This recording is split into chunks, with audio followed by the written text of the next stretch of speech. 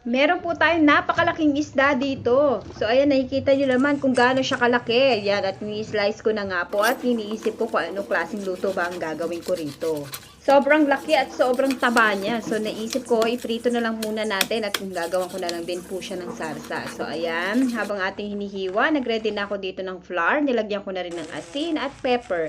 At pagkatapos ko, nagready na rin tayo ng kawali at naglagay na ng mantika. At ipiprito na rin po natin ang ating isda. Mas malutong o crispy ang ating isda kapag nilagyan mo ng harina. At gaganahan na naman ng mga bata nitong kumain. Ito yung nakakamiss kapag nasa bukid ka. Sariwang hangin, sariwang isda, sariwang gulay, nakakatanggal ng stress. So ito, naghiwa na rin po tayo ng ating sangkap at maya-maya lang din po magsisimula na tayo. At kapag ka golden brown na po ang ating isda, ayan, ready na po at ating ilang ibaligtad. So ito na ang ating kawali.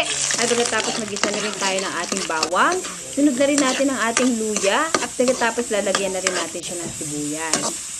At pagkatapos natin siyang igisa-gisa, nilagyan ko na rin po siya ng 2 pirasong pinatuyong sili at nalagyan na rin po natin siya ng oyster sauce. Hahaluin lang po natin yan at pagkatapos lalagyan din po natin siya ng isang basong tubig. At pagkatapos po, titimplahan na rin po natin yan. So, ayan, nilagyan na rin po natin siya ng paminta. Halu-haluin na rin po at lalagyan na rin natin ang ating isda na pinirito kanina. At pagkatapos natin siyang ilagay, at isusunod na rin po natin yung mga gulay na hiniwa natin kanina. So, ayan, lagay na rin po natin ang dahon ng ating sibuyas. Isusunod na rin po natin ang ating celery at pagkatapos ng bell pepper. Halu-haluin lang po natin to hanggang sa maluto ang ating gulay. At pagkatapos po, magpi-plating na rin po tayo.